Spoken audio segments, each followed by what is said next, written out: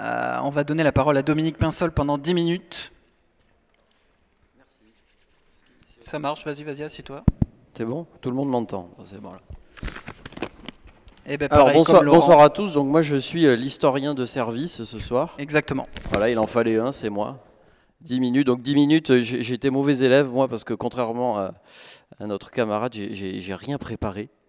Mais j'ai écouté tout avec attention et j'ai essayé de voir un peu qu'est-ce que ça pouvait, je regarde l'heure pour pas dépasser, qu'est-ce que ça pouvait en fait susciter comme réflexion un petit peu historique.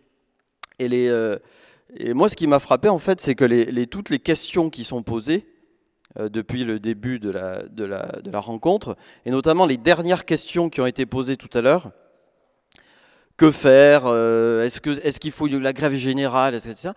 C'est en fait les mot pour mot, hein, les questions que les militants ouvriers, anarchistes, anarcho-syndicalistes, de la CGT, hein, à partir de 1895, se posent.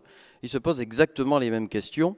Et moi, je dirais plutôt par des formations professionnelles, que plutôt que se demander que faire, il faudrait d'abord se demander qu'est-ce qui a déjà été fait. Et au fond, quelles sont les réponses qui ont pu être apportées à ces questions-là? Parce qu'elles reviennent sans cesse. Et je crois que le sentiment aussi d'épuisement vient du fait qu'on a oublié tout un tas de réponses qui ont déjà été apportées. Alors, dans les réponses qui ont été apportées, évidemment, l'objectif n'est pas de refaire l'histoire du mouvement ouvrier, vous le comprendrez bien. Mais par contre, sur la question de la violence, moi, il y a quelque chose qui m'a frappé aussi. Au fond, c'est de se demander... une fois que l'on a constaté l'importance et l'ampleur de la violence au travail, l'ampleur de la violence imposée par les détenteurs des capitaux à ceux qui ne possèdent que leur force de travail.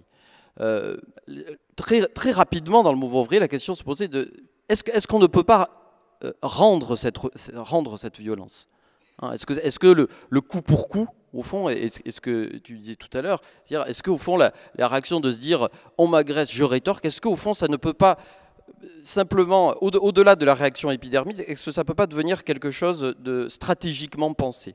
Et la CGT, grande figure, de grande institution, de grande organisation du syndicalisme révolutionnaire, a abordé ces questions, les a théorisées à la fin du 19e siècle jusqu'en 1914 en gros, et avait apporté un certain nombre de réponses. Puisque avant que la CGT soit créée en 1895, il y a eu en France une vague d'attentats, d'attentats anarchistes, entre 1892 et 1894, des attentats qui, on en vient, il y a même une bonbonne remplie de clous qui explose en pleine Assemblée nationale, le président de la République, Sadi Carnot, est assassiné, etc. Bon. Et ça avait été au fond une première réponse en termes de violence politique et de violence sociale, de violence syndicale, qui avait été apportée par une frange très minoritaire des anarchistes. Et en fait, la CGT se construit, et le syndicalisme révolutionnaire se construit, en essayant de tirer les conclusions qui s'imposent après l'impasse de cette stratégie-là. En disant, la violence, en fait, le coup pour coup, et en voulant imposer cette violence par la bombe, en réalité, ça n'a pas marché. La seule chose que ça fait, en fait, c'est de déclencher une vague de répression sans précédent qui a fait que soit les militants sont arrêtés, soit ils s'exilent à Londres pendant un moment, etc. Donc ils essaient de trouver d'autres solutions. Une des solutions qui est apportée, et à laquelle je m'intéresse un peu en ce moment, c'est la question du sabotage.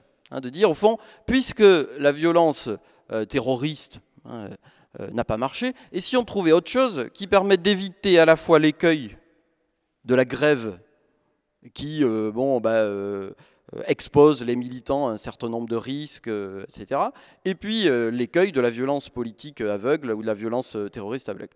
Et donc on commence à théoriser cette forme de sabotage qui n'a rien à voir avec ce qu'on entend aujourd'hui par sabotage. Il ne faut pas vous imaginer des trains qui déraillent, etc. Sabotage, c'est simplement le fait de dire « je suis mal payé et on me considère mal dans mon boulot, donc je vais volontairement mal faire mon travail pour attaquer le patron au portefeuille et pour faire pression sur lui et pour imposer ce que j'estime m'être dû. » D'accord. Donc ça a été une réponse qui a été apportée, qui a été mise en pratique, hein, qui a été mise en œuvre, qui a aussi inspiré d'ailleurs des syndicalistes révolutionnaires aux États-Unis, hein, qui sont devenus de grands adeptes du sabotage et qui ont eux-mêmes aussi expliqué que dans une grève, par exemple, ça pouvait être tout à fait légitime de dégrader temporairement des machines pour empêcher, par exemple, que des briseurs de grève prennent le poste de ceux qui étaient en train de faire grève. Bon, tout ça a été théorisé et mis en pratique. Et ce qui est intéressant, c'est de voir que ces militants l'ont fait avec beaucoup de prudence et beaucoup de modération. C'est-à-dire qu'ils disaient toujours, oui, c'est une forme de violence, c'est une forme de réaction à la violence, mais attention, on ne touche pas aux vies humaines, on ne met jamais en danger personne. On ne nuit pas aux consommateurs, on ne nuit pas aux usagers, on ne nuit pas au public, il ne faut nuire qu'à l'intérêt et au profit du patron. D'accord ? Et grosso modo, c'est une stratégie qui a été mise en œuvre de cette manière-là, hein, qui a été mise en œuvre avec assez de modération et de prudence, hein, si on regarde ce que ça a donné dans l'histoire. Je pense par exemple à la grève des postes en France en 1909, hein, une grève des postes, 800 postiers révoqués. Les types reprennent le travail et qu'est-ce qu'ils font ? Ils coupent tous les jours des fils téléphoniques et des fils télégraphiques pour couper les communications en disant au gouvernement « nous n'arrêterons pas tant que nos 800 camarades n'auront pas été réintégrés ». Eh ben, les 800 camarades sont finalement réintégrés. Donc on se dit en 1909 ça marche. Bon, manque de peau, les cheminots essayent de faire pareil en 1910. Même cas de figure, un certain nombre de révocations, là ils sont 3000 à être révoqués. On se dit c'est pareil, on va commencer à couper des fils téléphoniques et des fils télégraphiques parce que ça empêche en fait les signaux pour les trains de fonctionner, donc ça paralyse en partie le trafic ferroviaire. Là par contre au gouvernement on lui fait pas deux fois et non seulement les cheminots sont mobilisés pendant la grève, donc ils sont mobilisés militairement et peu de cheminots finalement sont réintégrés. Donc en fait pour terminer, puisque je crois que j'ai terminé, voilà, j'ai terminé, mais c'est bon, je n'avais pas grand-chose de plus à dire.